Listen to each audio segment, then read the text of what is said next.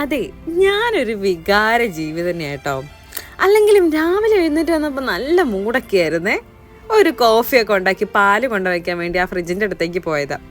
അതിൻ്റെ മുകളിലിരിക്കുന്ന family photo കണ്ടെന്നത്തേക്കും ദാണ്ട കിടക്കണം ചട്ടിയും കലവും. സത്യം പറയാലോ, നാട്ടിൽ പോയി വന്ന് അനിയൻ്റെ കല്യാണമൊക്കെ കഴിഞ്ഞ് അടിച്ചു പൊളിച്ച് ഒച്ചപ്പാടും ബഹളമായിട്ട് ഇങ്ങ് വന്നിട്ട് ഒറ്റയ്ക്ക് വന്നുകൊണ്ടാന്ന് തോന്നുന്നു എല്ലാവരെയും ഭയങ്കരമായിട്ട് ഇത്തവണ മിസ് ചെയ്തു. എനിക്ക് ഇതിങ്ങനെ ചേർത്ത് പിടിച്ച് കണ്ണടച്ച് നിന്നാൽ എനിക്ക് എൻ്റെ അപ്പയുടെ അമ്മയുടെയും അനിയൻ്റെയും പുതിയ പെങ്ങളും വെച്ച് അനിയത്തിക്കുട്ടി അമ്മുവിൻ്റെയൊക്കെ കളിയും ചിരിയും വർത്തമാനങ്ങളും എല്ലാം ഇങ്ങനെ കേൾക്കാം. എസ്പെഷ്യലി ആൽവിച്ചനെ ശരിക്കും മിസ് ചെയ്തു. അങ്ങനെ ഞാൻ വിചാരിച്ചപ്പം നമ്മുടെ ലൈഫിൽ ഇതുപോലെ കുറച്ച് നിറമങ്ങിയ കാഴ്ചകളൊക്കെ ഉണ്ടാവും. പക്ഷേ ഇതൊന്നും ആരും സോഷ്യൽ മീഡിയയിൽ പോസ്റ്റ് ചെയ്യാറില്ല. എല്ലാവരും ഹാപ്പി ആയിട്ടിരിക്കുന്നൊക്കെ ഇടാറുള്ളൂ. എല്ലാവരുടെ ലൈഫിലും ഇതുപോലെ അപ്പ് ആൻഡ് ഡൗൺ ഒക്കെ ഉണ്ടാവും.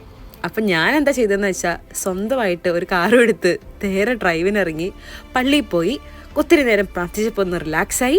പിന്നെ അവിടെയുള്ള ഹോംലെസ് ആയിട്ടുള്ള ആൾക്കാരായിട്ടുള്ള അവരോട് വാണ്ടർലെസ്റ്റ് ആയിട്ടുള്ള ആൾക്കാരോട് അവരുടെ കഥകളൊക്കെ കേട്ടപ്പോൾ എനിക്ക് മനസ്സിലായി എൻ്റെ എന്തൊക്കെ പ്രശ്നമൊക്കെ താണ്ടേ ഈ കാർന്നവർ പുകച്ചു വിടുന്ന വെറും കുന്തിരിക്കം പോലെ ഉള്ളൂ എന്ന്.